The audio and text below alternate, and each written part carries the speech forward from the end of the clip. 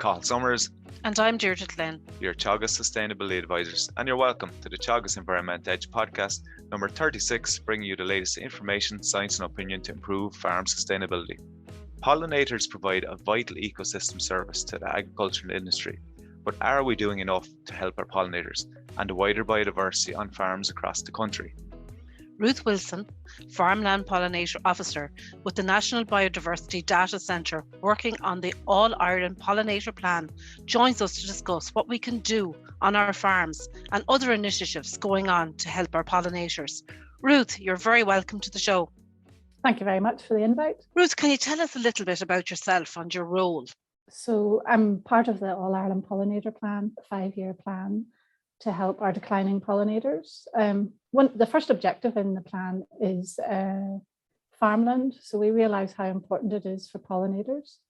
And with the help of the Department of Agriculture funding, my post has been put in place for the plan as a farmland officer. So that's really to engage with farmers and provide guidance over the 5-year period, really to make farmland more pollinator friendly. Brilliant. So your job is really to assist the implementation of farmland actions on farms. So at the moment, Ruth, is there an issue or a problem with our pollinators? Yes, we're very lucky. We have a great variety of wild pollinators in Ireland, around 100 species, and just one managed honeybee. So the wild pollinators, they are, as you've said, they're very valuable to us in farmland, really, for food production and wider benefits. There would be a third of a decline in our wild pollinators, really, with the rare species now being pushed out to smaller areas of Ireland, and really with the loss of semi-natural habitat, and with the commoner species, then it's just how we manage our landscape has caused that decline. The honeybee is not in decline. It's just the wild pollinators. Sure, I was watching a documentary a week ago at this stage. Now, you're probably more familiar to this than I am, but they were actually, it was somewhere in America, and I can't even remember what the crop was, these massive fields, but they actually had to bring pollinators into the fields to release them. I presume we're a long way from that, are we, in Ireland? That wouldn't be ideal, I suppose, from our point of view. That's really managed honeybee, managed honeybees being moved around America. Really, the ideal situation is that, locally, that there's a good, healthy population of wild pollinators, and the landscape really to sustain those. That would be the ideal situation. It's not good that you would have to move honeybees around. Yes, completely against nature, and there isn't it? You mentioned the pollinator plan, and that dominates a lot of your work. Can you just give us an idea of what is the All Ireland Pollinator Plan? Because I know a lot of our farmers are jay supporters as well, and I've heard of some jay pitches that are actually involved in the pollinator plans as well. The first phase was 2015 to 2020. And so a wonderful idea, partnership between businesses, councils, governments, individuals, gardeners, community groups, and you mentioned, sports pitches as well. So really it's working with people and providing them with simple guidance on what they can do for pollinators. So it built good momentum in the first 5 years, and then our second phase is 2021 to 2025. So it's a lovely idea just to give really simple actions that how people can help our declining pollinators. And people have really rolled in, I think, behind pollinators and biodiversity, haven't they? But people love talking about it, in particular farmers. They're really interested in what's on their farm. Yeah, definitely. And they do want to know more. And I suppose I do believe that we might be a wee bit more removed from what's on the farm, just with the way intensive agriculture. It's so busy, isn't it? And they're in the machinery, so they're really interested in what they have on their farm and what they can do to help. So it's good to see. I think it's been our experience in the last couple of years, working in the whole area of water quality and visiting farmers, that they really are interested in the biodiversity and the value that is, you know, it attributes to everything, aren't they? There's a bigger awareness. Yeah, and I think even, you know, it's just joining the dots together, isn't it? You know, when you give them wee bits of information, you can see how, you know, they're just seeing how it joins together. So to help our water quality, yeah, you know, buffer strips and stuff, and that can help pollinators as well, and field margins and stuff. You've made a super point as well, Ruth, that sometimes if you're talking to farmers, and like Deirdre, we always talk about water quality, but inevitably biodiversity comes up, and a lot of people think bees are the only pollinators, but there's flies, and not just bees. A lot of people associate just the honeybee with the pollinations, but there's so many other varieties of bees out there as well that help us. Yeah, I mean, as I was saying, the 100 wild bees, you know, with 21 bumblebees. It's amazing there's 21 bumblebees, and they're the top pollinator. But also the solitary bees, the smaller bees, they're also very good. And you mentioned flies. Not many people know, you know, we've around 180 different types of hoverfly. So some of them are also known as the farmer's friend, very good for pest control, you know, so it all links in. And moths as well are very good at pollinating at night, especially. And then you have the day flying moths. So it's just getting people, you know, to tell people about what is actually there, and they may not be aware of if they've got a nice area on the farm and how that's really contributing. So you're involved with farms and farming. So could you tell us a little bit about protecting farmland pollinators? It's a project that you're looking into at the moment. The National Biodiversity Data Centre is running the Protecting Farmland Pollinators. It's one of the EIP projects. So that was an initiative that came out of the All Ireland Pollinator Plan. It's a fantastic project working with 40 farmers in the Kildare area. So they're ranging from different types of farms, tillage, beef, dairy, and also different scale and intensity. So a good range of farmers, and it's just finding small actions that can help pollinators and wider biodiversity on productive farms. So baseline survey was done, and it's also an initiative.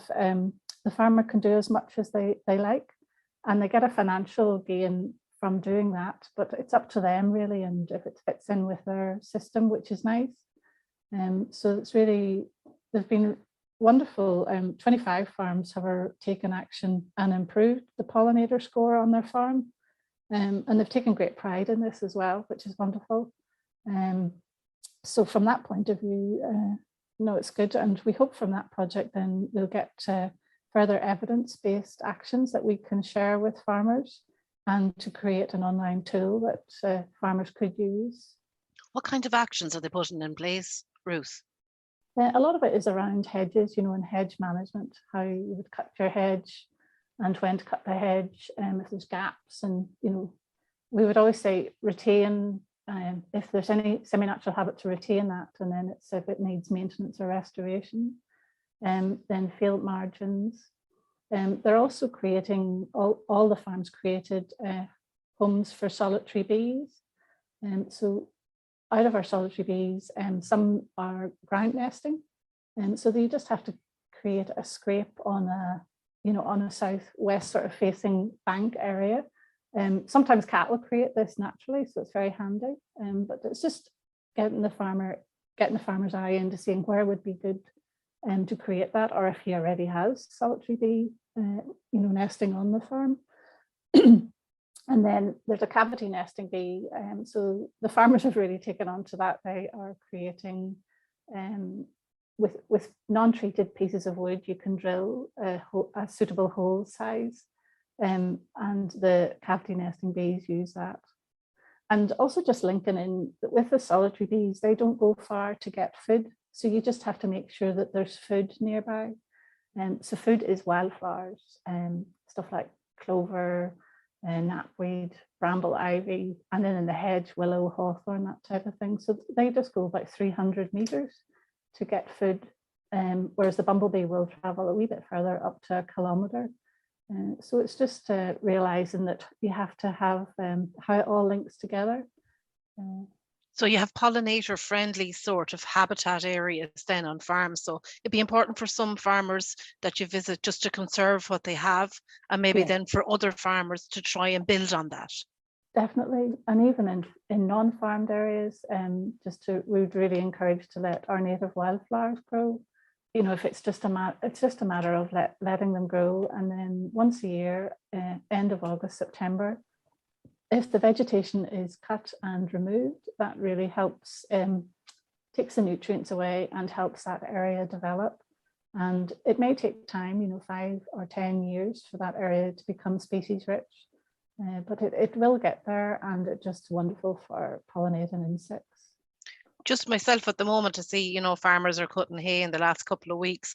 When would be the best time to cut hay, you know, not to have an adverse effect on pollinators? Well, July would be the time when it's good for the farmers to take the hay. And I mean, the later the better, but we're just working with the Farmers would, brilliant, Yeah, okay. yeah. But the thing that is important is when the hay or a crop is removed, that you still have a wee bit of habitat left in the field. So that's where lovely big thick wide hedges are wonderful. And then if a field margin can be left as well, that's just fantastic. So there's a refuge there for the pollinators, and they can still find food and shelter. And actually then it's fantastic for, they can move around. They tend to follow lines like hedges to move around the landscape. So even when the crop's removed, as long as you have that resource on the farm, that'd be fantastic. It's great to know. You've mentioned wildflowers a few times now, and I'm just curious, you're after visiting a lot of farmers now around Kildare, and what I would find is that sometimes we want quick fixes, and these big flower mixes you can buy and spread all over the place. Is that an issue now? We spoke to Catherine Keener, a countrywide management specialist in Beef 2022, and she was kind of warning us to stay away from those quick fixes, flower mixes. And I think you mentioned as well that let it grow. Is that the message you're getting out to farmers? Definitely with if they can just natural regeneration, you know, if there's an area and you cut and lift that area, that will become species rich, and it's more of a sustainable option. So that's going to last, and you don't have to keep redoing it. And the thing about our insects and wildlife, they need habitat all year round. You know, they just don't need a quick fix in the summer, you know, of high color, and they need the rest of that, you know, habitat to survive over the winter and for the rest of their lives, you know, all their life cycle. And so definitely it's wonderful if they can just naturally regenerate an area to supply food. So seasonality affects biodiversity, you know, and how could we ensure if the farm has enough food and shelter all year round, you know, winter, summer, spring, for flora and fauna? Yeah, well, I suppose that's come if you have a farm and you just start, maybe you take your map and highlight areas of you know, if there's a wee bit of habitat left, your hedges, if you have a wee copse of wood, or if you have any field margins, a wee wetland area. So just sort of look at what you've got, and you know, that's wonderful if you can retain that. And if there's any areas that you want to maintain or restore in that, or you maybe want to expand or create habitat as well. So if you have that, that will provide, you know, all year round.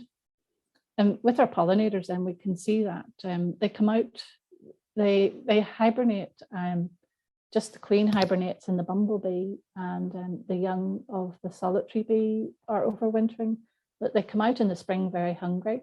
And I think there's a record, you know, bumblebees need visit 1,000 flowers, you know, to at the beginning. So you have to have that early flower. So if you can think of the willow, blackthorn, and one species I think surprises people, dandelion, just fantastic for those early hungry pollinators. So they're sustainable and they last, you know, for a month or so.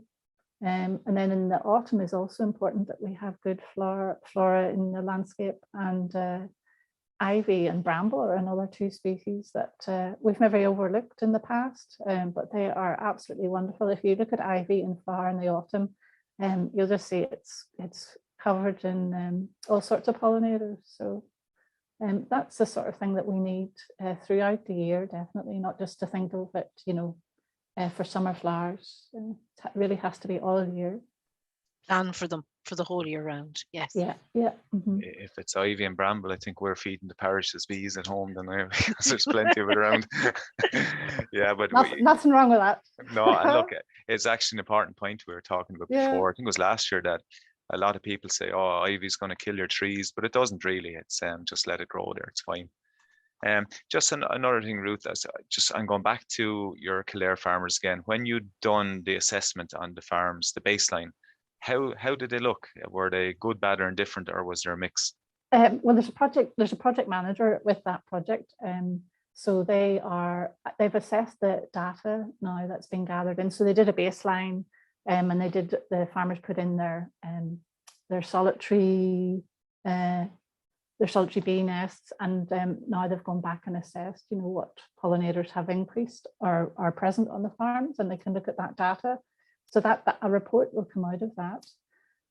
Just one wee area that I would say that I hear about that's come up that's very good. There was one farmer had a species-rich grassland site.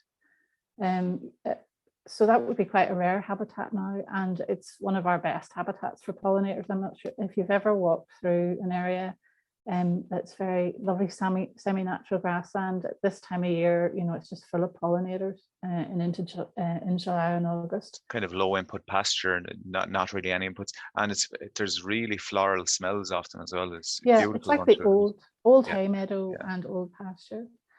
So this one farmer in the EIP, they're now interest within. It's funny, how do you call it, on the grapevine, but the other farmers are looking at getting some of that seed and helping to restore some of their meadows. So that's a lovely thing that's coming out of the project. So the farmers are very interested in doing that. So it's a lovely, restoration of old meadows, and I think that just sounds wonderful. How would you get involved then in the surveying and monitoring of biodiversity on farms? If you're a farmer and you're interested in doing that, a wee starter survey, you can download an app which is called a Fit Count. That's a flower insect time count. So it's a nice wee simple survey. You just survey a square. It sort of runs between April and September. You can do that at any time if the temperature and the weather's all right. Mark out a 50 by 50 area and just watch that for 10 minutes and count what pollinators visited. It leads you through very nicely on the app, and you don't have to know exact species, that it's just grouped into bumblebees, flies, so butterflies. So it's very simple to follow. I think that would be a good starter. And then if they're interested in butterflies or bumblebees, or there are monitoring that you can do a Transact. That's a kilometre walk once a month between April and September. So that might be when you get to know a wee bit more. There's also very simple surveys for your garden. You find farm gardens are wonderful, and some of them are long established, the mature gardens. So they can be a real hub for pollinators as well. So you could do a wee garden survey as well. Ruth, for any of our farmers interested in making improvements, where can they get information on the type of work you're doing? Or I know you have a good website yourselves. Yes, I would really recommend you visit pollinators.ie, and you can click into Farmland there, and we have our farm guidance, which would be a good start. We've also got some seasonal actions on Farmland that you could do throughout the 4 seasons.